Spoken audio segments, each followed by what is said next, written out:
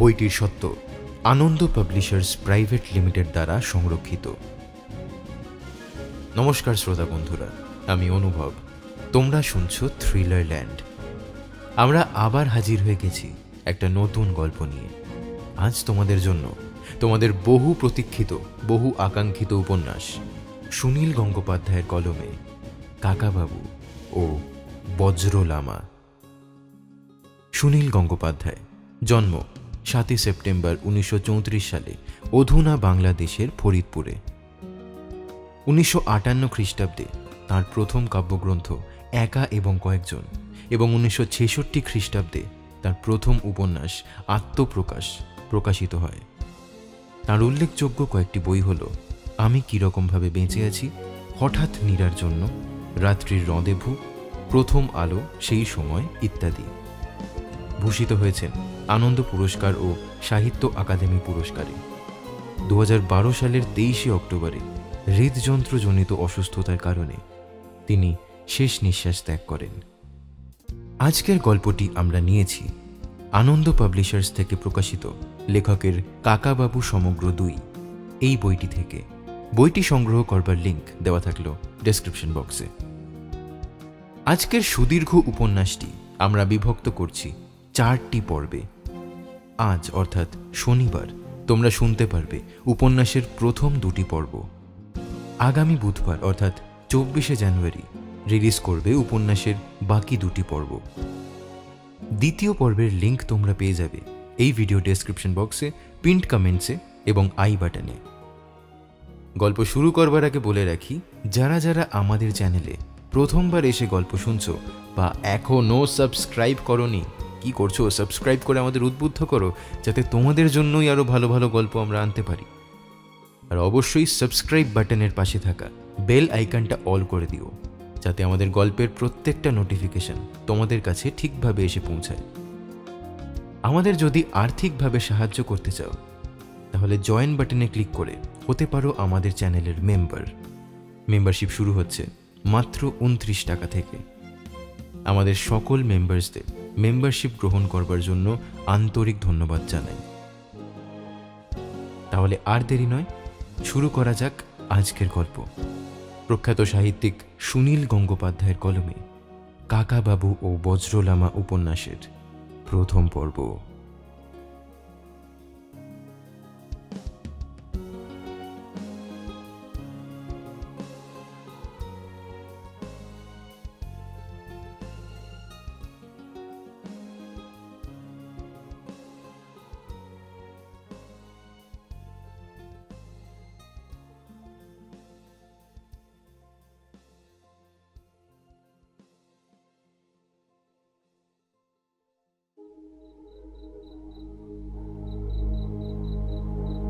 হঠাৎ আলো নিভে গেল।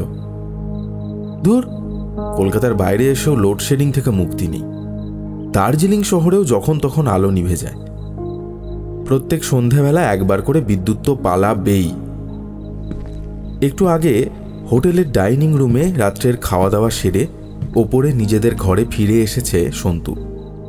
কাকাবাবু এবেলা কিছুই খাবেন না বিশেষ, আগেই বলে দিয়েছিলেন। তার জন্য পাঠিয়ে দেওয়া হয়েছিল এক বাটি স্যুপ। বিকেলে জলাপাহাড়ের দিক থেকে এক চক্কর ঘুরে এসেই কাকাবাবু টেবিল ল্যাম্প জেলে কি সব লেখালেখি করতে বসেছেন। ডাইনিং রুম আজ প্রায় ফাঁকা ছিল। সন্তু একা একটা টেবিলে বসেছিল। একটা টেবিলে হোটেল রেস্তোরাঁয় এভাবে একা বসে খেতে কেমন যেন সন্তুর লজ্জা করে। মনে হয় অন্য টেবিলের লোকেরা তাকে দেখছে। এই হোটেলের ম্যানেজার ছাড়া আর কারোর সঙ্গে সন্তুর এখনো আলাপ হয়নি। কাকাবাবু তো চট করে অচেনা লোকদের সঙ্গে কথাই বলতে চান না। কলকাতায় রাত্রিরের খাওয়া দাওয়ার পর সন্তু কিছুক্ষণ গান বাজনা শোনে কিংবা গল্পের বই পড়ে। 11:30টার আগে শুতে যায় না। কিন্তু এখানে সন্ধ্যের পর থেকে আর কিচ্ছু করার নেই। 6টা বাজতে না বাজতেই সব দোকানপাট বন্ধ হয়ে যায়। রাস্তা দিয়ে মানুষজন হাঁটে না। সন্তু এবার তার ক্যাসেট প্লেয়ারটা আনতে ভুলে গেছে, তাই গান শোনবার উপায় নেই। বই এনেছে 2খানা, কমপ্লিট শার্লক হোমস আর রাজশেখর বসুর মহাভারত। কিন্তু মাঝে মাঝেই আলো নিভে গেলে কি আর বই পড়ার মেজাজ থাকে? রাত এখন মাত্র 9:30।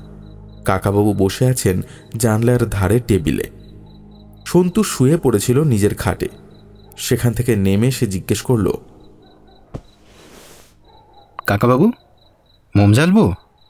ম্যানেজার তো বলছিল এদের জেনারেটর আছে, দেখ সেটা চালায় কিনা। কই, কাল পরশু একদিনও তো জেনারেটরে আলো চলেনি। সেটা নাকি খারাপ হয়ে গিয়েছিল, আজ সারাবার কথা। দেখ একটু অপেক্ষা করে, মোমবাতিতে তো আর লেখাপড়া করা যাবে না। সন্তু অন্য জানলাটার কাছে এসে দাঁড়ালো। বাইরে অবশ্য দেখার কিছুই নেই। পুরো দার্জিলিং শহরটাই অন্ধকার। অনেক দূরে দূরে দু একটা বাড়িতে জোনাকির মতো মিটমিট করে মোম কিংবা লণ্ঠনের আলো জ্বলছে। আকাশ অদৃশ্য, অথচ দিনের বেলা এই জানলা দিয়েই এমন সুন্দর দৃশ্য চোখে পড়ে যে অনেকক্ষণ তাকিয়ে থাকতে ইচ্ছা হয়। সন্তুদের ঘরটা হোটেলের 3 তলায়। এই জানলার দিকে থাক থাক পাহাড় নেমে গিয়েছে একটা উপত্যকার দিকে, তার ওপারে আবার পাহাড়। প্রায় সব সময়েই এখানে মেঘের রাজত্ব। একবার মেঘ এসে সবকিছু ঢেকে দেয়, আবার একটু পরেই মেঘ ফোঁড়ে দূরের পাহাড়গুলো স্পষ্ট হয়। আর সেই সব পাহাড়ের ওপারেও দৈবাত ম্যাজিকের মতো আচমকা ঝলমল করে ওঠে কাঞ্চনজঙ্ঘা। এই কদিনে সন্তু মাত্র 3 বার দেখতে পেয়েছে কাঞ্চনজঙ্ঘা, তাও কোনোবারই 2-1 মিনিটের বেশি নয়। দেখলেই আতঙ্কে বুক কেঁপে ওঠে। এই পৃথিবীতে যত পাহাড় আছে তার মধ্যে কাঞ্চনজঙ্ঘা নামটাই সন্তুর সব থেকে সুন্দর মনে হয়। কিন্তু রাত্রে তো কিছুই দেখবার উপায় নেই। হঠাৎ সন্তুর মনে প্রশ্ন জাগল, দার্জিলিং শহরে মাঝে মাঝে রোদ তবু দেখা যায়, কিন্তু কোনো রাত্রে জ্যোৎস্না ওঠে কি?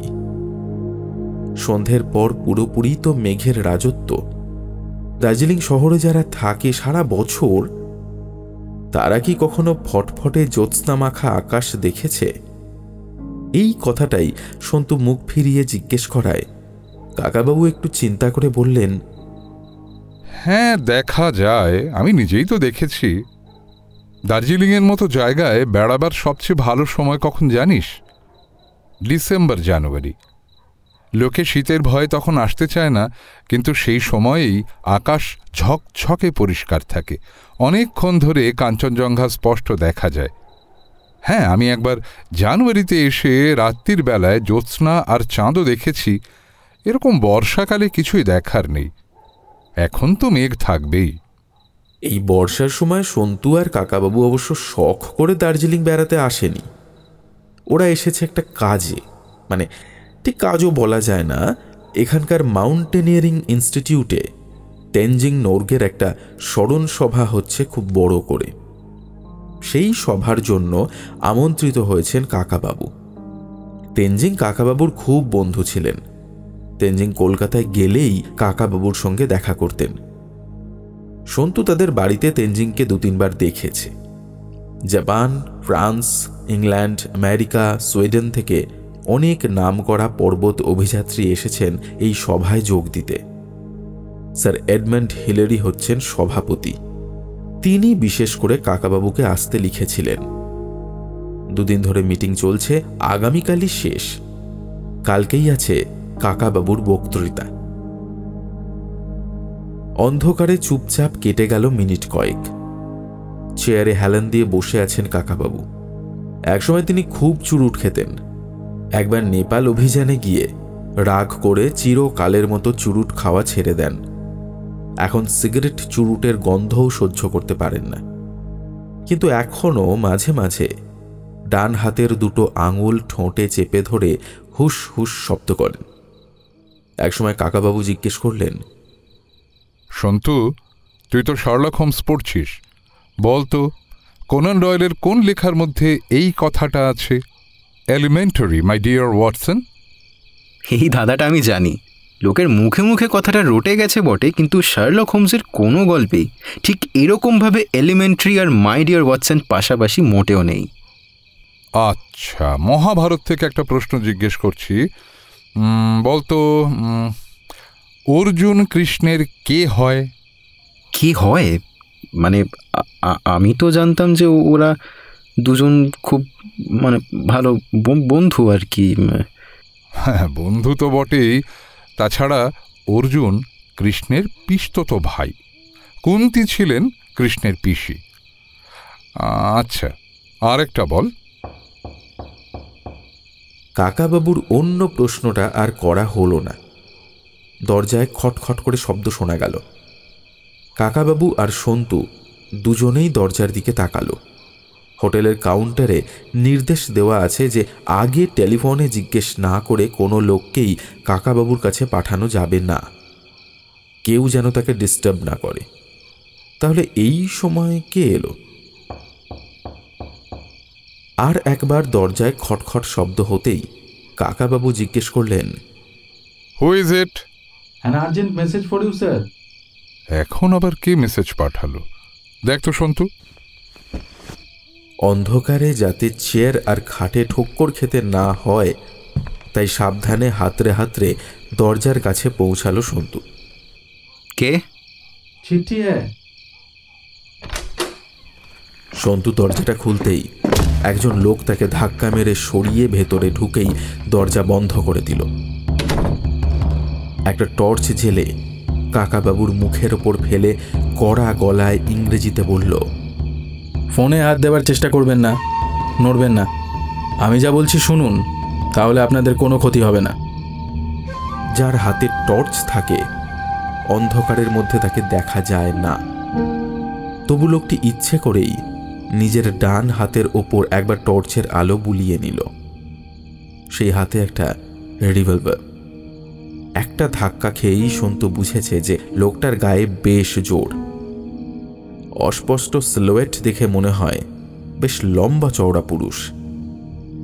সন্তু অসহায়ভাবে দেওয়াল সেঁটে দাঁড়িয়ে গেল। কাকাবাবু এবার দার্জিলিংয়ে কোনো রহস্য সমাধান করতে কিংবা কোনো অপরাধীকে ধরতে আসেননি, এসেছেন শুধু একটা মিটিংয়ে বক্তৃতা দিতে। তবু তার উপর এখানে কে হামলা করতে আসবে? অবশ্য কাকাবাবুর শত্রুর অভাব নেই, হয়তো পুরনো কোনো শত্রু প্রতিশোধ নেওয়ার জন্য দার্জিলিং পর্যন্ত তাড়া করে এসেছে। কাকাবাবু যে টেবিলে বসে লিখছেন তার ডান দিকের দেরাজেই কাকাবাবুর নিজের রিভলভারটা রাখা আছে সন্তু জানে। কিন্তু কাকাবাবু কি দেরাজটা খোলার সুযোগ পাবেন? আগন্তুকটি এক পা এগিয়ে এসে বলল, মিস্টার রাজা রায়চৌধুরী, আমি এসেছি আপনার এই ডায়েরিটা নিতে। ওটা আমাকে হ্যান্ড ওভার করে দিন, তাহলেই আমি চলে যাব। আমার ডায়েরি? সেটা এমন কি মূল্যবান জিনিস? ওই ডায়েরিটাই আমার চাই। এতে সব বাংলায় লেখা, আমার হাতের লেখাও জড়ানো। এই ডায়েরি পড়ে কেউ কিচ্ছু বুঝতে পারবে না। বেশি কথা বলার সময় নেই, ডায়েরিটা আমার হাতে তুলে দিন, কুইক। কাকাবাবু সন্ধে থেকে ওই ডায়েরিতেই লেখালেখি করছিলেন। এখনও তার হাতে কলম ধরা। ডায়েরিটা একটা মোটা চামড়া দিয়ে বাঁধানো মোটা খাতা, পাতাগুলো রুল টানা। প্রায় 5-6 বছর ধরে কাকাবাবু ওই ডায়েরিটা ব্যবহার করছেন। কাকাবাবু কলমটা সরিয়ে ডায়েরিটা বন্ধ করে টেবিলের একপাশে ঠেলে দিলেন। নিন তাহলে। আমার দিকে এগিয়ে দিন। লোকটি দাঁড়িয়ে আছে কাকাবাবুর থেকে 5-6 ফুট দূরে। হাত বাড়িয়ে ডায়েরিটা দেওয়া যায় না। ওটা আপনার দিকে ছুঁড়ে দেব? না না, ছুঁড়তে হবে না, ওটা ওখানেই রাখুন। আপনার হাতটা সরিয়ে নিন, আমি তুলে নিচ্ছি। No funny business please. কোনো রকম গন্ডগোল করলেই কিন্তু আমি গুলি চালাবো। হোটেলটা পুরোপুরি কাঠের তৈরি, কিন্তু মেঝেতে পুরু কার্পেট পাতা বলেই বোধহয় চলাফেরার শব্দ হয় না। ঠান্ডার জন্য সব ঘরের লোকেরাই দরজা জানলা বন্ধ রাখে। এখান থেকে চিৎকার করলেও অন্য কেউ শুনতে পাবে না। লোকটি ডায়েরির ওপর টর্চের আলোটা ফেলে এক পা করে এগোতে লাগলো। হঠাৎ পেছন ফিরে সন্তুর মুখে টর্চ ফেলে ধমকের সুরে বলল, কোনো রকম কায়দা দেখানোর চেষ্টা করো না খোকা, তাহলে গুলি খেয়ে মরবে। টেবিলের উপর টর্চের আলো পড়েছে বলে সন্তু বুঝতে পারল কাকাবাবু ডান দিকের দেরাজটা খোলার চেষ্টাও করেননি। লোকটার এক হাতে টর্চ, অন্য হাতে রিভলভার। কোন হাতে তাহলে মোটা খাতাটা নেবে? সন্তু এবার লোকটার শুধু পেছন দিকটা আবছাভাবে দেখতে পাচ্ছে। লোকটি জেলে রাখা অবস্থাতেই টর্চটা কোটের পকেটে ভরল, তারপর বাঁ হাত দিয়ে ডায়েরিটা তুলে নিতে গেল। কাকাবাবু এতক্ষণ স্থিরভাবে বসেছিলেন, হঠাৎ চেঁচিয়ে বললেন, শয়তান! চেয়ারের পাশেই যে কাকাবাবুর ক্রাচ দুটো ঠেস দিয়ে রাখা, সেটা এই লোকটা লক্ষ্যই করেনি। কাকাবাবু বিদ্যুৎ গতিতে একটা ক্রাচ তুলে নিয়ে লোকটার ডান হাতে মারলেন খুব জোরে। রিভলভারটা ছিটকে গিয়ে প্রথমে লাগলো ঘরের সিলিংয়ে, তারপর সেটা একটা খাটের পাশের বেড ল্যাম্পের ওপর গিয়ে পড়ল। কাঁচ ভাঙার ঝনঝন শব্দ হলো।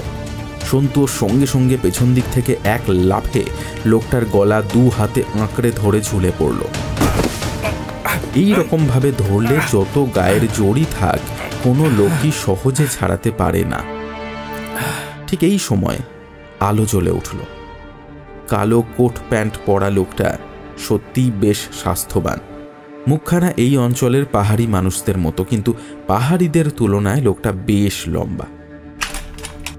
ক্রাচটাকে রাইফেলের মতো করে তুলে ধরে কাকাবাবু বললেন, তুই এবার ছেড়ে দে সন্তু, রিভলভারটা দেখ কোথায় পড়লো, তুলে নে। তারপর লোকটাকে বললেন, আমার এই ক্রাচের মধ্যে গুপ্তি আছে। তুমি আর কোনো রকম নড়াচড়া করবার চেষ্টা করলেই একটা লকে ছুরির ফলা তোমার বুক ফুটো করে দেবে। এবার বলো তো, তুমি কে? এই সব স্মল টাইম ক্রুকদের নিয়ে মহা জ্বালাতন। এরা ভাবে যে একটা সামান্য রিভলভার নিয়ে নড়াচড়া করলেই রাজা রায়চৌধুরীকে জব্দ করা যায়। শুধু শুধু সময় নষ্ট। লোকটা এবার হো হো করে হেসে উঠল। সন্তু খাটের তলা থেকে রিভলভারটা তুলে এনে কাকাবাবুর পাশে এসে দাঁড়ালো। এইরকম একটা অস্ত্র হাতে নিলে তার বেশ ফুর্তি আসে।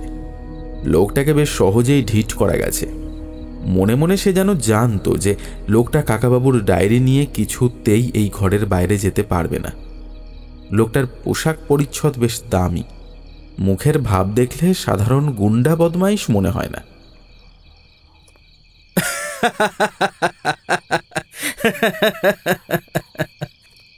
হ্যাটস অফ মিস্টার রাজা রায়চৌধুরী, আপনি সত্যিই অসাধারণ। মাই স্যালিউট টু ইউ। আমি আপনার সম্পর্কে যতটা শুনেছি বা পড়েছি, আপনি তার চেয়েও অনেক বেশি গুণী। আমি চোর গুন্ডা নই, আমি আপনার সঙ্গে এতক্ষণ ঠাট্টা করছিলাম। ঠাট্টা? আপনি বাইরের লোকের সঙ্গে দেখা করেন না, কিন্তু আপনার সঙ্গে আলাপ করার আমার খুব ইচ্ছে। সেই জন্যই এইভাবে, মানে আপনার ডায়েরির উপর আমার কোনো লোভ নেই। আমি বাংলা জানি না। আমার নাম ফিলিপ তামাং। আপনি সিংলাও জায়গাটার নাম শুনেছেন তো? লিটল রঙ্গিত নদীর ধার ঘেঁষে যেতে হয়, সেখানে আমার একটা ছোট চা বাগান আছে। লোকটি কোটের পকেট থেকে একটি কার্ড বের করে কাকাবাবুর দিকে এগিয়ে দিল। এই নিন। কাকাবাবু কার্ডটা উল্টে পাল্টে দেখে বললেন, এটা ফিলিপ তামাং নামে একজনের কার্ড হতে পারে, কিন্তু কিন্তু তুমি যে সেই ব্যক্তি তা বুঝবো কি করে? আর এইভাবে রিভলভার নাচিয়ে আলাপ করতে আসার মানেই বাকি? এই হোটেলের ম্যানেজারও আমাকে চেনে, সেসব প্রমাণ আপনি ঠিকঠাক পেয়ে যাবেন। আমি আর মিথ্যা কথা বলছি না। এইবার আপনার ওই ক্রাচটা একটু নামাবেন। যদি ফট করে ছুরির ফলাটা বেরিয়ে আসে, মানে আমি না গুপ্তি টুপ্তি জাতীয় জিনিসকে খুব ভয় পাই।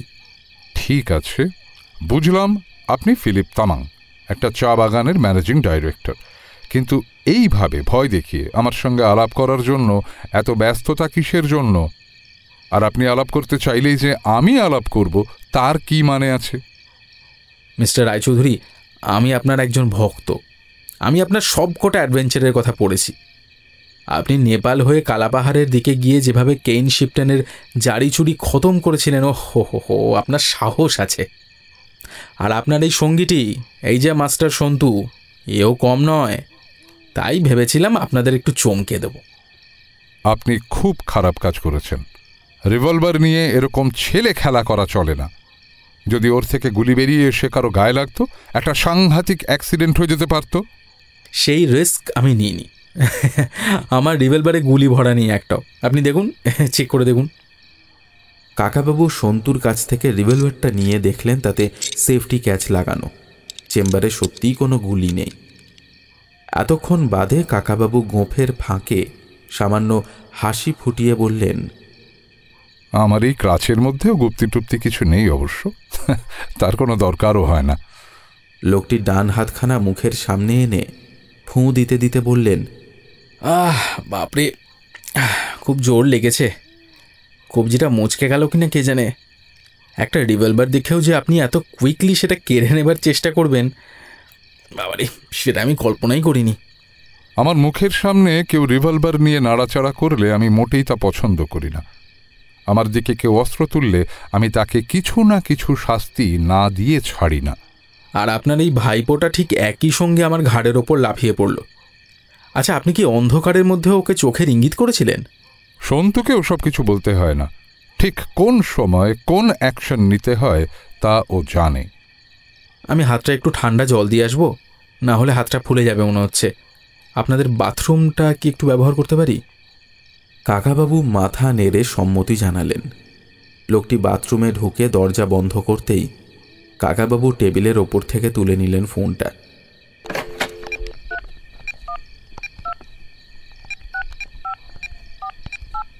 রিসেপশন থেকে একজন বলল, গুড ইভিনিং স্যার। কাকাবাবু ফোনটা আলগা করে ধরলেন। সন্তু সব কথা শুনতে পাচ্ছে পাশে দাঁড়িয়ে। হ্যাঁ, ফিলিপ তামাং নামে কাউকে আপনি চেনেন? হ্যাঁ স্যার, চিনি। একটা চা বাগানের ম্যানেজার, আমাদের হোটেলে প্রায়ই আসেন। আজও তো আমাদের লাউঞ্জে বসে দুজন লোকের সাথে কথা বলছিলেন। আলো নিভে যাওয়ার পর বোধহয় চলে গেছেন, এখন তো আর দেখছি না। লোকটা কি বেশ লম্বা? হ্যাঁ স্যার, লেপচাদের মধ্যে ওরকম লম্বা মানুষ খুব কমই দেখা যায়। উনি একসময় ভালো ফুটবল খেলতেন, কলকাতাতেও খেলেছেন মোহনবাগানে। আপনি কি ফিলিপ তামাংকে খুঁজছেন? ডাইনিং রুমে আছে কিনা একবার দেখবো? না, ঠিক আছে, থাক। কাকাবাবু ফোনটা রেখে দেবার পরেই ফিলিপ তামাং বেরিয়ে এলো বাথরুম থেকে। রুমাল দিয়ে মুখ মুছতে মুছতে বলল, মিস্টার রায়চৌধুরী, আমি কিন্তু আপনার সঙ্গে শুধু শুধু আলাপ করতে আসিনি। আমিও কিন্তু একটা প্রস্তাব নিয়ে এসেছি। অবশ্য তার আগে আমি আমার পরিচয়টা দিয়ে নিই ভালো করে। একটু দাঁড়ান তো, আপনার চেহারা দেখে আপনার পরিচয় যতটুকু বোঝা যায় সেটা আমি বলে দিচ্ছি, দেখুন তো মেলে কিনা। ফিলিপ তামাং অবাকভাবে সন্তুর দিকে তাকালো। সন্তু একটু এগিয়ে এসে হাঁটু গেড়ে বসে কার্পেট থেকে একটুখানি অদৃশ্য ধুলো তুলে নিয়ে গম্ভীরভাবে বলল, আপনি প্রথমে এসে ঠিক এইখানটায় দাঁড়িয়েছিলেন, আপনার জুতোর ছাপ পড়েছে। এটা দেখে স্পষ্ট বোঝা যাচ্ছে যে আপনি হিন্দু নন, খ্রিশ্চান। আমার ফার্স্ট নেম ফিলিপ, সেটা শুনলেই বোঝা যায় না। এটার সঙ্গে জুতোর কি সম্পর্ক? আপনি খ্রিশ্চান তো বটেই, তাছাড়া আপনি নেপালি বা গোর্খা নন, আপনি লেপচা। এটা অবশ্য নাম শুনে বোঝা যায় না। তামাং নামটা সাধারণত নেপালিদেরই হয়। Good guess. আচ্ছা, মিলেছে। তারপর? আপনার দু পায়ের জুতোর ছাপ সমানভাবে পড়েনি, ডান পায়ের ওপর বেশি জোর দেন। এর থেকে এটা প্রমাণ হয় যে আপনি একজন ফুটবল খেলোয়াড়। একসময় ভালোই খেলতেন হয়তো, খুব সম্ভবত, যদি ভুল না হই, স্ট্রাইকার পজিশনে। ফিলিপ তামাং চোখ বড় বড় করে কাকাবাবুর দিকে তাকাতেই কাকাবাবু মুচকি হেসে বললেন, ও আসলে শার্লক হোমসের গল্পগুলো বারবার পড়েছে তো, তাই খুব ছোটখাটো ব্যাপার থেকে অনেক কিছু জানতে শিখেছে। ফিলিপ তামাং ধপাস করে একটা চেয়ারের উপর বসে পড়ল। ফ্যান্টাস্টিক। আর কি বলতে পারো তুমি? আপনি যেভাবে চেয়ারে বসলেন তার থেকে বোঝা যায় যে আপনি বাঙালিদের সঙ্গে অনেক দিন ধরে মেলামেশা করছেন, আর আপনি বাংলা জানেন। নিজে ভালো বলতে না পারলেও ভালোই বুঝতে পারেন সব, কি তাই তো? একেবারে ঠিক। আর ছেলেবেলায় আপনার একটা অ্যাক্সিডেন্ট হয়েছিল, আপনার একটা পায়ে খুব চোট লেগেছিল। এটাও মিলেছে, কিন্তু কোন পায়ে? সন্তু ওর মুখের দিকে এক দৃষ্টিতে তাকিয়ে গম্ভীরভাবে বলল, ডান পায়ে, হাঁটুতে। তখন ঠিক বুঝতে পারেননি, কিন্তু এখন হাঁটুতে মাঝে মধ্যে ব্যথা করে বোধহয়, তাই না? আপনার এই ভাইপোটার সুপার ন্যাচারাল পাওয়ার আছে নাকি? অল্প বয়সে আমি একবার বাহার থেকে অনেকখানি গড়িয়ে পড়েছিলাম, তখন খুব একটা ব্যথা পাইনি, কিন্তু এখন এই ডান দিকের হাঁটুটা মাঝে মাঝে অসহ্য টনটন করে। অনেক ডাক্তার দেখিয়েছি, কিন্তু কেউ সারাতে পারে না। কিন্তু এই সব কথা এই ছেলেটা জানলো কি করে? কাকাবাবুও কৌতূহলীভাবে সন্তুর দিকে তাকিয়ে আছেন। তিনি কোনো মন্তব্য করলেন না। আপনার সম্পর্কে মোটামুটি এইটুকু আমরা জানি। আপনার বাকি পরিচয়টা এবার বলুন। আমি এখনো বুঝতে পারছি না তুমি কি করে এইসব। আচ্ছা, আর কি জানো? আপনি খুব বেশি সিগারেট খান, তাই না? ফিলিপ তামাং সঙ্গে সঙ্গে কোটের পকেটে হাত ঢুকিয়ে বলল, মাই গড, আমি এখনো পর্যন্ত একটাও সিগারেট ধরাইনি। তো তুমি কি করে জানলে? যথেষ্ট হয়েছে মিস্টার তামাং, এবার আপনি কি জন্য এসেছেন সেটা বলুন। ফিলিপ তামাং সিগারেটের প্যাকেট ও লাইটার বের করে ফস করে একটা সিগারেট ধরিয়ে বলল,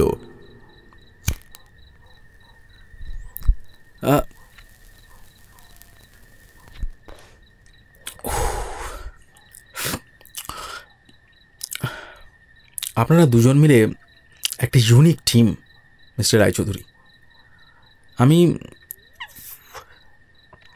নিজের সম্পর্কে আরও একটু পরিচয় দিচ্ছি। আমার বাবা ছিলেন লেপচা, মা নেপালি। আমার অল্প বয়সে বাবা মারা যান। মা একটা চার্চে ধোয়া মোছার কাজ করতেন।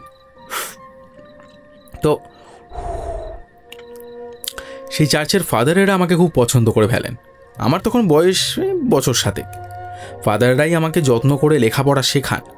তারপর আমি কলকাতার কলেজে পড়তে গেছি, সেখানে খেলাধুলাও করেছি। তারপর সেই চার্চের ফাদারদের সুপারিশেই আমি একটা চা বাগানে চাকরি পাই। সেটা ছিল খুব বড় চা বাগান। তখনও সেটার মালিক ছিল এক ইংরেজ সাহেব। আমি ভালো করে বাগানের কাজ শিখেছিলাম, মালিকও আমাকে পছন্দ করতেন। তারপর সেই ইংরেজ সাহেব যখন চা বাগানটা বিক্রি করে দেন এক পাঞ্জাবির কাছে, তখন সেই বাগানের একটা ছোট অংশ তিনি আমাকে দিয়ে যান, মানে ফ্রি গিফট। সুতরাং আমি এখন একটা চা বাগানের মালিক। আমি অ্যাডভেঞ্চার স্টোরি পড়তে খুব ভালোবাসি। আপনাদের সব কটা অভিযানের কাহিনী কিন্তু আমি পড়েছি। আমি আপনার ভক্ত তো ছিলামই, এখন থেকে সন্তুরও ভক্ত হয়ে গেলাম। আমি আপনাদের কাছে একটা প্রস্তাব নিয়ে এসেছি। হ্যাঁ, সেটা বলুন। আপনি এখানে একটা কনফারেন্সে স্পিচ দিতে এসেছেন। কালকে আপনার লেকচার শেষ হয়ে যাবে। তারপর কয়েকদিন আমার চা বাগানে গিয়ে কাটিয়ে আসবেন। চলুন, সেখানে বিশ্রাম নেবেন। আপনি কি কখনো কোনো চা বাগানে থেকেছেন?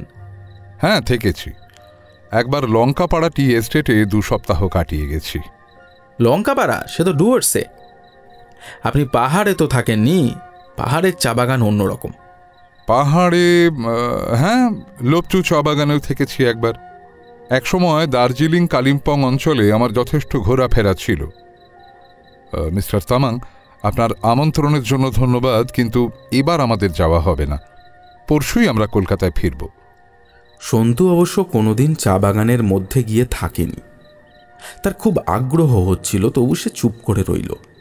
পরশুই ফিরে যাবেন? কেন? আপনি তখন রিটায়ার্ড শুনেছি। তাহলে আপনারা তো তাড়া কিসের? কয়েকটা দিন আমার বাগানে গিয়ে বিশ্রাম নিয়ে যান। আমার লোকেরা আপনার খুব আদর যত্ন করবে, আপনার ভালো লাগবে। আমি রিটায়ার্ড বটে, কিন্তু এখনও বিশ্রামের জন্য তেমন ব্যগ্র নই। কলকাতাতেও কিছু কাজ আছে। বিশ্রাম মানে আমি মিন করছি বেড়াবেন ওদিকটায়। সুন্দর ছোট্ট নদী আছে একটা, গভীর জঙ্গল, আর আমাদের বাংলোর বাগানে বসেই পুরো কাঞ্চনজঙ্ঘার রেঞ্জ দেখা যায়।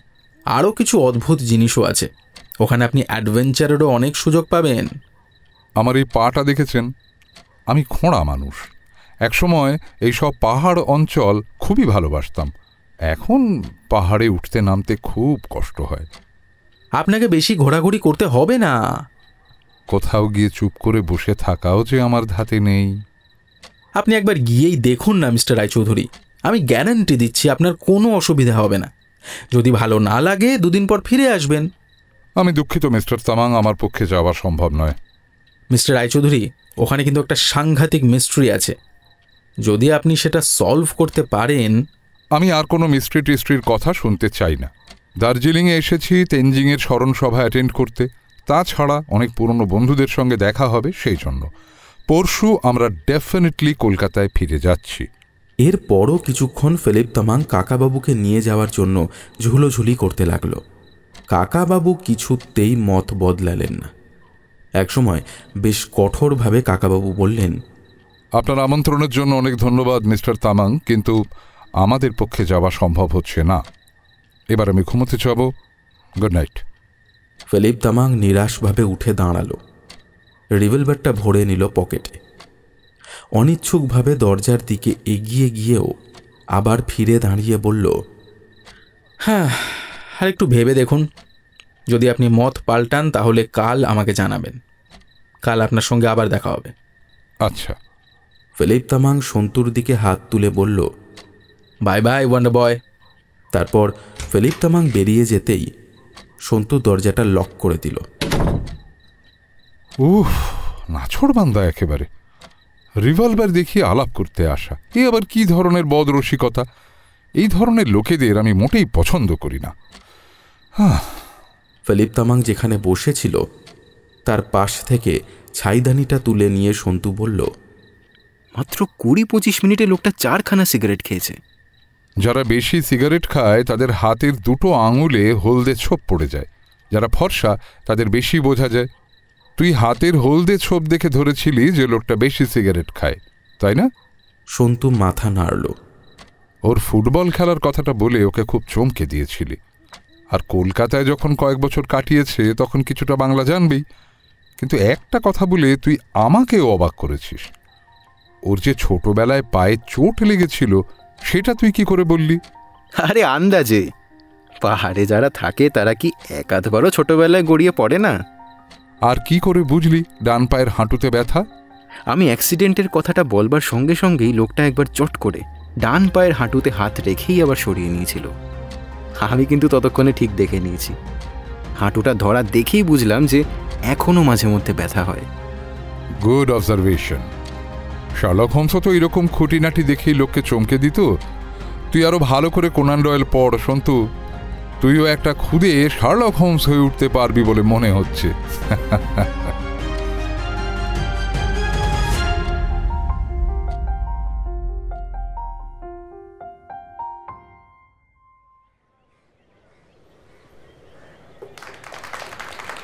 মাউন্টেনিয়ারিং ইনস্টিটিউটে আজ খুব ভিড়। ভারতের রাষ্ট্রপতি শেষ দিনের সভায় যোগ দিতে এসেছেন। সেই জন্যই চতুর্দিকে পুলিশ আর লোকজনেরও ভিড় বেড়েছে 3-4 গুণ। এত ভিড় সন্তুর ভালো লাগে না। ইনস্টিটিউটের প্রাঙ্গণে ম্যারাপ মেধে বিশাল অডিটোরিয়াম তৈরি হয়েছে। মঞ্চের কাছাকাছি একটা চেয়ার দখল করে বসে রইল সন্তু। বক্তৃতার পর বক্তৃতা চলছে। সন্তু অধীরভাবে অপেক্ষা করছে কখন কাকাবাবুর বক্তৃতা হবে। একজন বক্তা সময় নিচ্ছেন বড্ড বেশি। অন্যদের তুলনায় কাকাবাবু বললেন খুব সংক্ষেপে। এখানে কয়েকটা বিষয়ই ঘুরিয়ে ফিরিয়ে বারবার বলা হচ্ছে, তাই আমি বেশি সময় নষ্ট করব না। আমি শুধু 2টি পয়েন্ট যোগ করতে চাই। 1 নম্বর হলো, মানুষ আজ সব পাহাড়ই জয় করেছে। এভারেস্টের চূড়াতেও মানুষ পা দিয়েছে বারবার। পৃথিবীর অনেক দেশের অভিযাত্রীরাই এভারেস্ট জয় করেছে। কেউ কেউ সেখানে দুবারও উঠেছে। এরপর মানুষ নিশ্চয়ই একদিন এভারেস্টের চেয়েও উঁচু পাহাড় জয় করবে। কিন্তু জয় করাটাই বড় কথা নয়। শুধু দল বেঁধে কোনো একটা পাহাড়ের শিখরে উঠে দাঁড়ানোর মধ্যেই এমন কিছু কৃতিত্ব নেই। পাহাড়কে যে ভালোবাসতে শেখে, পাহাড়ের মহিমা যে অন্তর দিয়ে বোঝে, সেই হলো আসল অভিযাত্রী। পাহাড়ের একটা আলাদা গন্ধ আছে। পাহাড়ি জঙ্গল, নদী, বরফের মধ্যে কত নতুন নতুন রং আছে। বাতাসের শব্দ, জলের শব্দ, পাখির ডাক, এই সব মিলিয়ে কত কত নতুন নতুন সুরের সৃষ্টি হয়। চোখ, কান, মন খোলা রেখে এইসব রূপ, রং, গন্ধ অনুভব করতে না পারলে পাহাড়ে যাওয়ার কোনো মানেই হয় না। একটু থেমে কাকাবাবু আবার বললেন, আমার শেষ কথাটি সকলের প্রতি অনুরোধ। আপনারা সবাই জানেন আজকাল এত বেশি দল পাহাড়ে অভিযানে যাচ্ছে যে তার ফলে অনেক পাহাড় নোংরা হয়ে যাচ্ছে। এমনকি এভারেস্টে ওঠার পথেও জমে যাচ্ছে অনেক আবর্জনা। তাই প্রত্যেক অভিযাত্রীকে এখন থেকে শপথ নিতে হবে যে কিছুতেই পাহাড় নোংরা করা চলবে না। খাবারের খালি টিন, পলিথিন বা কাগজের প্যাকেট, ছেঁড়া জুতো মোজা কিংবা অন্য সমস্ত বাতিল জিনিস কিছুই না ফেলে সঙ্গে করে ফেরত আনতে হবে। প্রকৃতির সৌন্দর্যের মধ্যে এইসব নোংরা ফেলে অপবিত্র করা একটা চরম পাপ, চরম অন্যায়। কাকাবাবুর এই কথা শুনে সবাই একসঙ্গে খুব জোরে হাততালি দিয়ে উঠল। কাকাবাবুর পাশে বসা রাষ্ট্রপতিও মাথা নেড়ে সহমত প্রকাশ করলেন।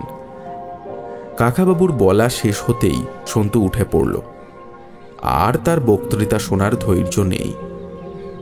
রাষ্ট্রপতি যতক্ষণ থাকবেন ততক্ষণ কাকাবাবুকেও মঞ্চে বসে থাকতে হবে। সন্তু একাই লোকজনদের ভিড় কাটিয়ে একটু ফাঁকা জায়গায় যেতে চাইল। পর্বত অভিযাত্রীদের ব্যবহার করা জিনিসপত্রের যে মিউজিয়ামটা আছে সেটা এখন ভিড়ে ঠাসাঠাসি। সন্তু ওই মিউজিয়াম আগেই দেখে নিয়েছে। সে ওর পেছন দিকটায় গিয়ে দাঁড়ালো। সেখান থেকে একটা চমৎকার উপত্যকা দেখা যায়। এখানেও অবশ্য কিছু লোক ছড়িয়ে ছিটিয়ে রয়েছে। সন্তু দেখতে পেল একটা বড় পাথরের ওপর বসে ফিলিপ তামাং দুজন সাহেবকে হাত পা নেড়ে কি যেন একটা বোঝাচ্ছে। এর আগে ফিলিপ তামাংকে সন্তু দূর থেকে দেখেছে কয়েকবার। একবার চোখাচোখিও হয়েছিল, কিন্তু ফিলিপ তামাং এগিয়ে এসে কথা বলার চেষ্টা করেননি। কাল রাত্রের শেষের দিকে কাকাবাবু ওকে প্রায় তাড়িয়েই দিয়েছেন। ও নিশ্চয়ই অপমানিত বোধ করেছে, রেগেও যেতে পারে।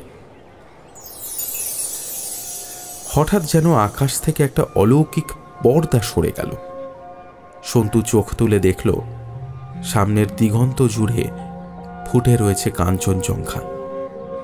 তার সারা গায়ে ঝকঝক করছে রোদ। এত সুন্দর যে সন্তুর এবার যেন দম বন্ধ হয়ে গেল। সত্যি নিঃশ্বাস ফেলবার কথাও তার মনে রইল না। কিন্তু ঠিক 2 মিনিট বা 3 মিনিট তারপরেই কোথা থেকে এসে গেল মেঘ। সেই মেঘ এসে এমনভাবে সবকিছু ঢেকে দিল যে তার আড়ালে অত বড় একটা পাহাড় যে আছে তা বোঝাই যায় না। আর এইসব আকাশের ম্যাজিক। অনেক দিন আগে কাকাবাবু বলেছিলেন যে আকাশ কখনো পুরনো হয় না। কথাটা খুব সত্যি। কে সন্তুবাবু, এখানে একা একা আকাশের দিকে চেয়ে কি দেখছো? তুমি পোয়েট্রি লেখো নাকি?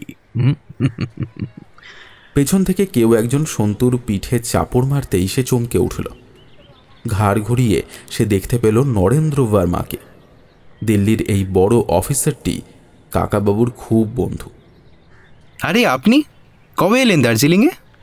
আগে তো দেখলাম না। প্রেসিডেন্টের সঙ্গে এসেছি আজই সকালে। হেলিকপ্টারের আওয়াজ শোনোনি? রাজার স্পিচ কিন্তু বেশ ভালো হয়েছে। এইসব জায়গায় ছোট স্পিচই শুনতে ভালো লাগে, তাই না? কাকাবাবু কিন্তু সকলের চেয়ে ভালো বলেছেন। বড় যে নিজের কাকার জন্য গর্ব। তা তোমরা কোন হোটেলে উঠেছো? আজ সন্ধ্যাবেলা তোমাদের সঙ্গে আড্ডা দিতে যাব। হ্যাঁ, আমরা আছি মাউন্টেন টপ হোটেলের টপ ফ্লোরে। হ্যাঁ হ্যাঁ, চিনি ওই হোটেলটা। আরে ওই তো হিলারি সাহেব বেরিয়ে আসছেন। মিটিং শেষ হয়ে গেল নাকি? শুধু তুমি স্যার এডমান্ড হিলারিকে চেনো? উনি আর তেনজিংই মানুষের ইতিহাসে প্রথম এভারেস্ট চূড়ায় পা দিয়েছিলেন। এই কথা কে না জানে? না মানে অনেক দিন হয়ে গেল তো, তোমাদের বয়সী ছেলেরা। যাই হোক, চলো হিলারি সাহেবের সঙ্গে তোমার আলাপ করিয়ে দিই। না না, থাক থাক, অত বড় একজন লোকের সঙ্গে আমি আর কি কথা বলবো, আপনি যান। নরেন্দ্র ভার্মা তবু সন্তুকে জোর করে টেনে নিয়ে গেলেন। হিলারি সাহেব এত নাম করা লোক হলেও ব্যবহারে খুব ভদ্র। ছিপছিপে লম্বা মানুষটা, মুখে বেশ একটা সৌম্য ভাব, চোখের মণি দুটো একেবারে নীল। সন্তুর কাঁধে হাত রেখে তিনি বললেন, তুমি রাজা চৌধুরীর ভাইয়ের ছেলে। ওকে তো আমি ভালোই চিনি। ওর একটা পা ভাঙা বলে কোনো উঁচু পাহাড়ে ওঠেনি, কিন্তু পাহাড় সম্পর্কে উনি অনেকের চেয়ে ভালো জানেন। তুমি কি ঠিক করেছ? মাউন্টেনিয়ার হবে? আমার কিন্তু সাঁতার কাটতে বেশি ভালো লাগে। আমার ইচ্ছে আছে একদিন ইংলিশ চ্যানেল ক্রস করব। বাহ বাহ, খুব ভালো কথা। একবার তাহলে ক্যালকাটা থেকে সাঁতার কেটে অস্ট্রেলিয়া কিংবা নিউজিল্যান্ড চলে এসো। হঠাৎ কথা থামিয়ে সামনের দিকে তাকিয়ে হিলারি সাহেব নরেন্দ্র বর্মাকে প্রশ্ন করলেন, মিস্টার ভার্মা, ওই লোকটি কে? সন্তু দেখল একজন বিদেশির সঙ্গে কথা বলতে বলতে ডান পাশ দিয়ে চলে যাচ্ছে ফিলিপ তামাং। উনি তো মিস্টার স্ট্রিন্ডবার্গ, সুইডেন থেকে এসেছেন। না না, স্ট্রিনবার্গকে তো আমি ভালোই চিনি। তার সঙ্গে ওই ভারতীয়টি। না, ওকে চিনি না, স্থানীয় কেউ হবে মনে হচ্ছে। ওই লোকটি আজ খুব ভোরে আমার হোটেলে দেখা করতে এসেছিল। কি যে অদ্ভুত, অনেক কথা বলল, কিন্তু তা কিছুই বুঝতে পারলাম না। শুধু এইটুকু বুঝলাম, আমাকে একটা চা বাগানে নিয়ে যেতে চায়। আমি হঠাৎ সেখানে যাব কেন? না না, এরকম কেউ ডাকলেই আপনি যাবেন কেন? মোটেই যাবেন না। আমি খোঁজ খবর নিচ্ছি লোকটি সম্পর্কে। ওই ফিলিপ তামাং যে কাকাবাবুর সঙ্গেও কথা বলতে এসেছিল সেই কথা আর সন্তু বলল না। এরপর নরেন্দ্র বর্মা সন্তুকে নিয়ে গেলেন চায়ের ক্যান্টিনে। কাকাবাবু এর মধ্যে চলে এসেছেন সেখানে। সকালের মিটিং শেষ হয়ে গেছে, লাঞ্চের পর আরও কিছু বক্তৃতা আছে। একটা টেবিলে বসে বেশ আড্ডা জমে গেল। তাতে যোগ দিলেন দেশ বিদেশের কয়েকজন পর্বতারোহী। কথায় কথায় উঠল ইয়েতির কথা। কেউ কেউ ইয়েতির অস্তিত্বে কিছুটা বিশ্বাস করেন, কেউ কেউ একেবারেই করেন না।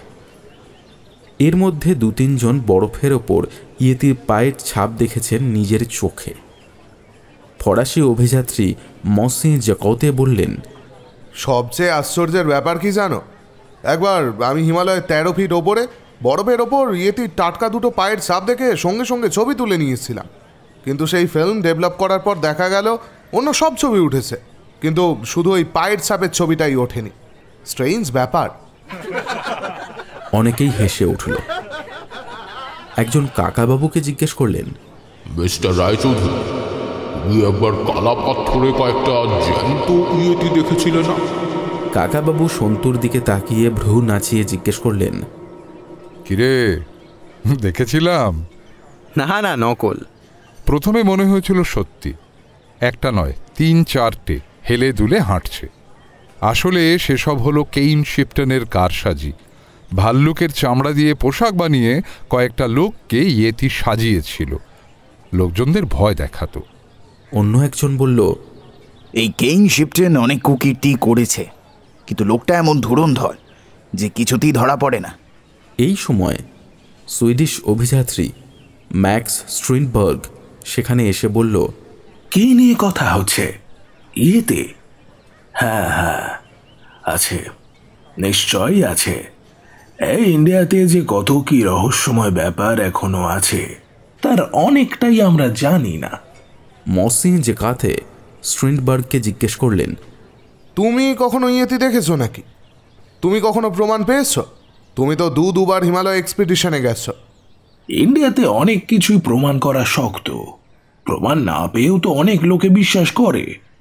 এই তো একটু আগে একজন লোক আমাকে বলল, এখানে কাছাকাছি কোনো একটা মনেস্ট্রিতে নাকি ৪-৫ জন লোক এখনো বেঁচে আছে যাদের বয়স ৩০০ বছর।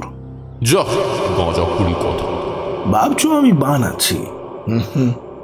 এখানে ফিলিপ তামাং নামে একজন লোক আমায় বলল সে নিজের চোখে ওই ৩০০ বছরের বুড়োদেরকে দেখেছে।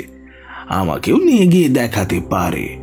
দেখলেই বা তুমি কি করে বুঝবে যে তাদের বয়স ৩০০ বছর? বয়স মাপার কোনো ইয়ার্ডস্টিক আছে নাকি? দেখলে একটা কিছু বোঝা যাবে নিশ্চয়ই। ১০০ বছরের বৃদ্ধ আর ৩০০ বছরের বৃদ্ধদের চেহারা তো আর এক হতে পারে না। উজবেকিস্তানে ১৪০ বছর বয়স্ক একজন বুড়োর কথা একবার শোনা গিয়েছিল। তার চেয়ে বেশি দিন কোনো মানুষ বাঁচেনি। ৩০০ বছর? তাহলে এর মধ্যে কতবার সেই বুড়োদের নাম উঠে যেত গিনিস বুক অফ রেকর্ডসে। কাকাবাবু স্ট্রিনবার্গকে জিজ্ঞেস করলেন, ম্যাক্স, তুমি ফিলিপ তামাংয়ের সঙ্গে সেই বুড়োদের দেখতে যাচ্ছ? খুবই ইচ্ছে ছিল যাওয়ার, কিন্তু পরশুর মধ্যেই আমাকে স্টকহোমে ফিরতে হবে। জরুরি কাজ আছে, উপায় নেই। ইন্ডিয়া এলে আমার যেতে ইচ্ছে করে না।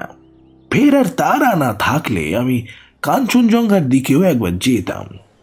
এই 3 দিনের মধ্যে দার্জিলিং থেকে একবারও কাঞ্চনজঙ্ঘা দেখা গেল না। কাঞ্চনজঙ্ঘার মহান সুন্দর রূপ একবার অন্তত না দেখলে মন খারাপ লাগে। যাই বলো, উচ্চতায় তৃতীয় হলেও কাঞ্চনজঙ্ঘার রূপ এভারেস্টের চেয়ে বেশি সুন্দর। তা ঠিক। বড়দের মধ্যে কথা বলা উচিত নয় বলেই সন্তু চুপ করে শুনছিল এতক্ষণ। এইবার সে ফস করে বলে ফেলল, আমি কিন্তু আজ সকাল সকাল কাঞ্চনজঙ্ঘা দেখেছি। সকলেই মুখ ফিরিয়ে তাকালো সন্তুর দিকে। আজ সকালে? কখন? এই তো মাত্র আধ ঘন্টা আগে। আমি মিউজিয়ামের পিছন দিকটায় দাঁড়িয়েছিলাম। আমি অনেকবার বাইরে বেরিয়ে উকিঝুঁকি মেরেছি, কিন্তু দেখতে পাইনি তো। আধ ঘন্টা আগে আমিও ওখানেই ছিলাম, কিন্তু আমিও দেখিনি। এখানে আর কেউ কি দেখেছে? অন্য সবাই দুদিকে মাথা নাড়ল। নরেন্দ্র বর্মা সন্তুর পিঠে একটা চাপড় মেরে হাসতে হাসতে বলল, ও নিশ্চয়ই কল্পনায় দেখেছে আমাদের এই ছোট বন্ধুটি অনেক কিছু বানিয়ে বলতে ভালোবাসে। আজকের মতন মেঘলা দিনে কাঞ্চনজঙ্ঘা দেখা একবারে অসম্ভব। সবাই হেসে উঠল। সবাই ভাবল সন্তু গুল মেরেছে। সন্তুর মুখখানা লজ্জায় লাল হয়ে গেল। সে যে সত্যি কাঞ্চনজঙ্ঘা একটুক্ষণের জন্য স্পষ্ট দেখেছে তা তো আর প্রমাণ করা যাবে না। অন্য কেউ কি আর তা দেখেনি? সন্তু কি তবে কল্পনায় দেখেছে? না, তা মোটেই নয়। হঠাৎ সন্তুর সারা গায়ে রোমাঞ্চ হল। তবে কি কাঞ্চনজঙ্ঘা শুধু সন্তুর জন্যই একটুখানির জন্য মেঘের আড়াল সরিয়েছিল? আজকের আকাশ কি শুধু সন্তুর জন্যই এমন একটা উপহার দিল? নিশ্চয়ই তাই। লজ্জার বদলে এবার একটা অদ্ভুত আনন্দ হলো সন্তুর। এখানকার আড্ডা চলল আরও কিছুক্ষণ। তারপর লাঞ্চ খাওয়ার ডাক পড়ল। বিশিষ্ট অতিথিদের সঙ্গে রাষ্ট্রপতি লাঞ্চ খাবেন। কাকাবাবু সেখানে আমন্ত্রিত, কিন্তু সন্তুর তো আর নিমন্ত্রণ নেই। সে ফিরে গেল হোটেলের দিকে। হোটেলে পৌঁছাবার আগেই বৃষ্টি নামল খুব জোরে। এখানে সকলের কাছেই ছাতা থাকে। সন্তু ছাতা বা রেইনকোট কিছুই সঙ্গে আনেনি। গাছতলায় দাঁড়িয়েও কিছু সুবিধে হলো না। সে ভিজে গেল পুরোপুরি। দৌড়ে দৌড়ে সপসপে ভিজে জামা প্যান্ট নিয়ে পৌঁছালো হোটেলে। এখানে তো ভিজে জামা কাপড় রোদ্দুরে শুকাবার উপায় নেই। সন্তু তার কোটটা একটা হ্যাঙ্গারে ঝুলিয়ে রাখলো বাথরুমে। মোজা জুতো সব খুলে ফেলবার পর তার পর 7 বার হাঁচি হলো। খেয়ে দিয়ে দুপুরে এক ঘুম দিল সন্তু। অঝোরে বৃষ্টি পড়ছে, আর বাইরে থেকে বেরোবার উপায় নেই। ঘুম থেকে ওঠার পরেই সন্তু টের পেল তার জ্বর এসে গেছে। নিঃশ্বাস পড়ছে গরম গরম, জ্বালা করছে চোখের কোণ। বাইরে এসে সন্তুর কখনো অসুখ বিসুখ হয় না। কাকাবাবু জানতে পারলেই ব্যস্ত হয়ে উঠবেন। কাকাবাবুকে কিছুতেই জানানো চলবে না। একটু জ্বর হলে কি বার যায় আসে। জানলার কাছে দাঁড়িয়ে সন্তু দেখল বাইরেটা অন্ধকার হয়ে এসেছে। যদিও মোটে 4:30 বাজে, কিন্তু আজ আর রোদ উঠবার আশা নেই। বৃষ্টি পড়েই চলেছে। এরকম হলে বৃষ্টিতে দার্জিলিংয়ে যখন তখন ধস নামে। হেলকার্ট রোড বন্ধ হয়ে গেলে সন্তুরা কাল ফিরবে কি করে? সন্তুর অবশ্য ফেরার জন্য ব্যস্ততা নেই কিছু। তার কলেজ খুলতে এখনো 7 দিন বাকি আছে। কিন্তু কালকের প্লেনের টিকিট কাটা আছে। কিছুই করার নেই, তাই সন্তু বই নিয়ে বসল। মহাভারত না শার্লক হোমসের গল্প, কোনটা এখন পড়া যায়? এই দুখানা বই সন্তুর আগে একবার পড়া হয়ে গিয়েছে, তবু আবার পড়তে ভালো লাগে। সে ইংরেজি বইটাই খুলল বিছানায় গা এলিয়ে দিয়ে। দুপাতা শেষ করতে না করতেই আবার ঘুম এসে গেল সন্তুর। ক্রমেই তার জ্বর বাড়ছে। সন্তুর ঘুম ভেঙে গেল একটা জোর শব্দে। কে যেন দরজায় ধাক্কা দিচ্ছে। সন্তু ধর্মর করে উঠে দরজা খুলতে গেল। কোনো বেয়ারা এলে সাধারণত আস্তে ঠুকঠুক করে শব্দ করে। এত জোরে দুমদুম করছে কে? দরজা না খুলে সন্তু জিজ্ঞেস করল, হু ইজ ইট? বাইরে কাকাবাবুর গলা শোনা গেল। ভেতরে এসে কাকাবাবু জিজ্ঞেস করলেন, কি রে, কুম্ভকর্ণের মতো ঘুমোচ্ছিলি বুঝি? আমরা কতক্ষণ ধরে ডাকছি। সন্তু তাড়াতাড়ি একপাশে সরে গেল। কাকাবাবুর সঙ্গে তার গায়ের ছোঁয়া লাগলেই কাকাবাবু তার জ্বর বুঝে ফেলবেন। কাকাবাবুর সঙ্গে এসেছেন নরেন্দ্র বর্মা আর একজন অচেনা লোক। নরেন্দ্র বর্মাই আলাপ করিয়ে দিল। ভদ্রলোকের নাম বীরেন্দ্র সিং, এখানকার একজন ব্যবসায়ী। কাকাবাবু টেলিফোনে চা দিতে বললেন। একটু পরেই বেয়ারা এসে চা দিয়ে গেল। নরেন্দ্র বর্মা নানা রকমের গল্প শুরু করলেন। সন্তুর কপালের দুটো পাশ দপদপ করছে, মাথাটা ভারী লাগছে। এখন তার কথা বলতে ইচ্ছে করছে না। সে তার বিছানায় বসে দেওয়ালে ঠেস দিয়ে বই পড়ার চেষ্টা করল। তবে মাঝে মাঝেই তার কান চলে যাচ্ছে কাকাবাবুদের কথাবার্তার দিকে। একসময় বীরেন্দ্র সিং কাকাবাবুকে জিজ্ঞেস করলেন, আচ্ছা মিস্টার রায়চৌধুরী, আপনি ক্রাচ নিয়ে হাঁটেন, কিন্তু আপনার ভাঙা পাটা সারিয়ে ফেলেন না কেন? আজকাল তো অনেক রকম চিকিৎসাই বেরিয়েছে। এর আর কোনো চিকিৎসা নেই, এখন আমার তেমন অসুবিধেও হয় না। আপনার জুতোটা একটু খুলুন তো, আমি একবার দেখি কি অবস্থা। সন্তু চোখ তুলে কাকাবাবুর দিকে তাকালো। সে জানে কাকাবাবু নিজের ওই ভাঙা পায়ের ব্যাপারে বেশি কথা বলা একেবারে পছন্দ করেন না। কাকাবাবুর বাঁ পায়ের পাতাটা একেবারে গুঁড়িয়ে গেছে, হাড় বলতে আর কিছুই নেই। কোনো রকমে জুতোটা পরতে পারেন শুধু। দু পায়ের ওপর ভর দিয়ে হাঁটার ক্ষমতা তিনি হারিয়েছেন প্রায় বছর 10 হবে। ও আর দেখে কি করবেন? বীরেন্দ্র সিং তবু ঝুঁকে পড়েই যেন নিজের হাত দিয়েই কাকাবাবুর জুতো খোলার চেষ্টা করলেন। কাকাবাবু এবার পা সরিয়ে নিয়ে কড়া গলায় বললেন, ও ব্যাপারটা থাক, আপনি অন্য কথা বলুন। বীরেন্দ্র সিং এবার সোজা হয়ে বসে হাসি মুখে বললেন, একটা অদ্ভুত ব্যাপার দেখবেন। যদিও শীত খুব বেশি নয়, তবু ভদ্রলোকটি পরে আছে একটা লম্বা ওভারকোট। ঘরের মধ্যে এসেও সেটা খোলেননি। বাঁ হাতটা এতক্ষণ একটা পকেটেই ছিল, এবার সেই হাতটা বের করলেন। বীরেন্দ্র সিং এর ডান হাতটা খালি, কিন্তু বাঁ হাতে একটা পুরু ধরনের চামড়ার দস্তানা পরানো। সেই দস্তানাটা খুলতে খুলতে তিনি বললেন, একবার আমার ফ্যামিলির সব লোকজনদের নিয়ে সিনচার লেকের কাছে পিকনিক করতে গিয়েছিলাম আমি, বুঝলেন। আমার 3 ছেলেমেয়ের মধ্যে ছোট ছেলেটা খুবই চঞ্চল আর দুষ্ট। একটা বড় পাথরের চাইয়ের উপর উঠে সে নাচানাচি করছিল। আমরা অনেক বারণ করলেও সে শোনেনি। হঠাৎ দেখি কি সে পাথরটা গড়াতে শুরু করেছে। কোনো কারণে তলার জায়গাটা নিশ্চয়ই আলগা ছিল। সেই পাথর শুদ্ধ আমার ছেলে গড়িয়ে পড়ে যেত পাশের খাদে। আমি ছুটে গেলাম ছেলেকে বাঁচাতে। ছেলে বাঁচল, কিন্তু বেকায়দায় আমার এই হাতটা চাপা পড়ে গিয়েছিল। মটমট করে আঙুলের হাড়গুলো ভাঙার শব্দ আমি নিজে শুনেছি, আর শুনতে শুনতেই যন্ত্রণা চোটে অজ্ঞান হয়ে যাই। এই দেখুন এ হাতটার কি অবস্থা। বিভৎস দৃশ্য। সন্তু সেদিকে একবার তাকিয়েই চোখ ফিরিয়ে নিল। বীরেন্দ্র সিং এর বাঁ হাতে শুধু বুড়ো আঙুলটা ছাড়া আর একটাও আঙুল নেই।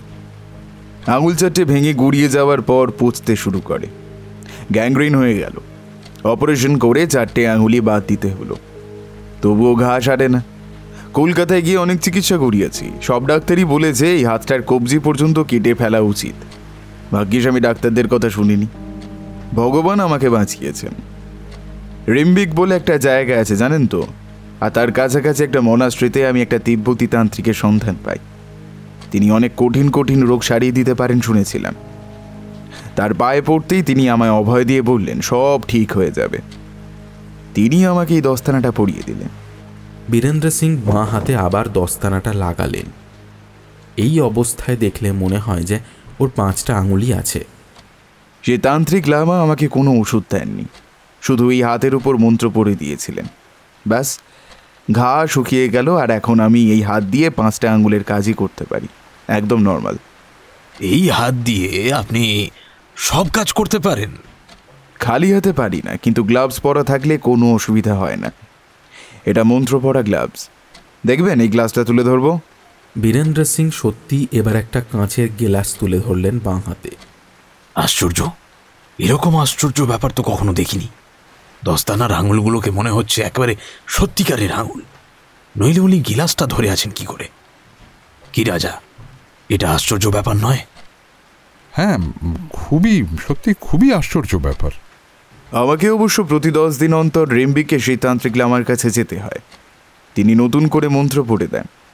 কখনো ব্যবসার কাজে কলকাতা কিংবা দিল্লি গিয়ে যদি আটকে পড়ি, 10 দিনের মধ্যে যদি ফিরতে না পারি, অমনি হাতটা আবার দুর্বল হতে শুরু করে। আবার সেই লামাজির কাছে ছুটে গেলে তিনিই সব ঠিক করে দেন। এরকম ঘটনা কখনো শুনিনি। সেই লামাজি আপনার কাছ থেকে টাকা পয়সা কিছু নেন? মানে চিকিৎসার ফি? কিচ্ছু না, উনি কিছুই চান না। আমি শুধু প্রত্যেকবার তার জন্য এক ঝুড়ি ফল নিয়ে যাই, যে সিজনের যে ফল পাওয়া যায়। রাজা, তুমি একবার ওই তান্ত্রিক লামার কাছে তোমার পাটা দেখাও না, উনি যদি সারিয়ে দিতে পারেন। কাকাবাবু নরেন্দ্র বর্মার কথায় বিশেষ আগ্রহ দেখালেন না। এবারে তো আর হবে না, আমরা কালকেই ফিরে যাচ্ছি। কালকের ফেরা ক্যান্সেল করুন, আমি আপনাকে রিম্বিক নিয়ে যাব। আমার 2-1 দিনের মধ্যেই যাওয়ার কথা। আমি ডেফিনেট যে উনি আপনার পা ঠিক করে দেবেন। আমার পা ঠিক হয়ে গেলেও তো মুশকিল। তারপর আমাকে প্রত্যেক 10 দিন অন্তর দার্জিলিং আসতে হবে, নাকি দার্জিলিংয়ে এসেই পাকাপাকি থাকবো? তখন দার্জিলিংয়ে এসেই পাকাপাকি থাকবেন। এটা কত সুন্দর জায়গা। কলকাতা ঘিঞ্জি আর ময়লা। আমার তো কলকাতায় গিয়ে 1-2 দিনের বেশি থাকতে ইচ্ছা করে না। আমার তবু কলকাতাই ভালো লাগে। কলকাতা ছেড়ে বেশি দিন দূরে থাকা আমার পক্ষে অসম্ভব। তাছাড়া ক্রাচ নিয়ে হাঁটা চলা আমার অভ্যেস হয়ে গেছে, এখন আর কোনো অসুবিধে হয় না। শুধু ওই পাহাড়ি রাস্তায় উঠতে একটু কষ্ট হয়, সেজন্যই আর পাহাড়ে বেশি আসি না, এই আর কি। তবু একবার ট্রাই নিয়ে দেখতে পারো তো। বীরেন্দ্র সিং যা বলছেন তাতে তো মনে হচ্ছে মিরাকুলাস কিওর। ওই তান্ত্রিক লামার নিশ্চয়ই কোনো অলৌকিক ক্ষমতা আছে। আমি অলৌকিক ব্যাপার স্যাপার থেকে দূরেই থাকতে চাই। আড্ডা ভাঙল রাত 9টায়। ওরা দুজন চলে যাবার পর কাকাবাবু আর নিচের ডাইনিং রুমে না গিয়ে ঘরেই রাত্রের খাবারের অর্ডার দিলেন। সন্তুর মাথায় এত যন্ত্রণা হচ্ছে যে খাবার একটুও ইচ্ছে নেই, কিন্তু কিছু না খেলে কাকাবাবু সন্দেহ করবেন, সন্তুর কপালে হাত দেবেন, আর তাই সে খেতে বসল। কিছুটা খেয়েও নিল। এরপর কাকাবাবু ডায়েরি লিখতে বসলেন। বড় বড় বৃষ্টির ফোঁটায় চটপট শব্দ হচ্ছে কাঁচের জানলায়।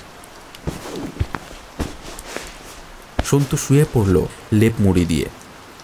জ্বরের চোটে তার সারা শরীরে কাঁপুনি ধরে গেছে। কিছু একটা ওষুধ খাওয়া বোধহয় দরকার ছিল। যাকে কাল দুপুরের মধ্যেই তো কলকাতার বাড়িতে পৌঁছে যাচ্ছে ওরা, তখন ডাক্তার দেখালেই হবে। এত জ্বরের মধ্যে ভালো ঘুম আসে না। নানা রকম দুঃস্বপ্ন দেখতে লাগলো সন্তু। বৃষ্টিতে ধস নেমেছে, রাস্তা ভেঙে পড়েছে অনেকখানি, 3-4 দিনের মধ্যে কলকাতা ফেরা হবে না। একটা বিরাট পাথরের চাঁই গড়িয়ে আসছে উঁচু পাহাড় থেকে, এই হোটেলটাকেও ভেঙে চুরমার করে দেবে। কেইন শিফটন হাসছে হা হা করে। তার গলার লকেটে দুলছে একটা মস্ত বড় মানুষের দাঁত। সে একটা মাছ ধরা জালের মতো স্টিলের জাল ছুঁড়ে কাকাবাবুকে আর তাকে বন্দি করে ফেলল। এবার সন্তু আর রাজা রায় চৌধুরী, এবার তোমরা কোথায় পালাবে?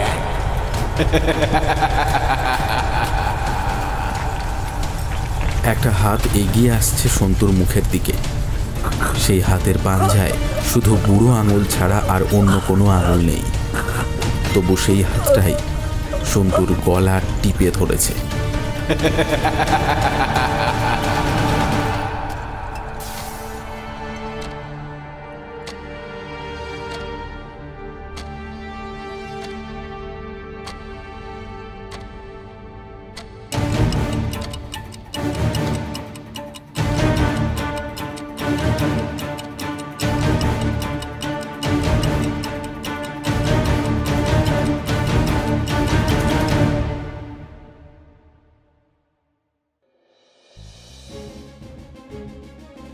শুনছিলে সুনীল গঙ্গোপাধ্যায়ের কলমে কাকাবাবু ও বজ্রলামা উপন্যাসের প্রথম পর্ব। দ্বিতীয় পর্ব কিন্তু এক্ষুনি রিলিজ করছে। লিঙ্ক পেয়ে যাবে ভিডিও ডেসক্রিপশন বক্সে, পিন কমেন্টসে এবং আই বাটনে। এক্ষুনি গিয়ে শুনে নাও। আর প্রথম পর্ব কেমন লাগলো অবশ্যই কমেন্ট করে জানিও, ভিডিওটা লাইক করে দিও আর সবার সঙ্গে শেয়ার করো। গল্প পাঠে ও ফিলিপ তামাংয়ের চরিত্রে ছিল রণদীপ, কাকাবাবুর ভূমিকায় ছিলেন রাজা ভট্টাচার্য, সন্তুর ভূমিকায় ছিলাম আমি অনুভব, নরেন্দ্র ভার্মার চরিত্রে ছিল কৌশিক, হোটেল ম্যানেজারের চরিত্রে ছিল আসঞ্জন, এডমান্ড হিলারির চরিত্রে ছিল তমাল, মসিয়ে জাকতের চরিত্রে ছিল অর্ণব, ম্যাক্স স্ট্রিন্ডবার্গের চরিত্রে ছিল কুন্তল ও বীরেন্দ্র সিংয়ের চরিত্রে ছিল রক্তিম। শব্দগ্রহণে ছিল রণজয়, আবহ সৃষ্টি ও স্পেশাল এফেক্টসে ছিল ম্যাক্স, নির্দেশনায় ছিলাম আমি অনুভব এবং স্মিতা, বিশেষ সহযোগিতা লিও, পোস্টার ডিজাইনিং পিক্সেলের থেকে শুভমজিৎ।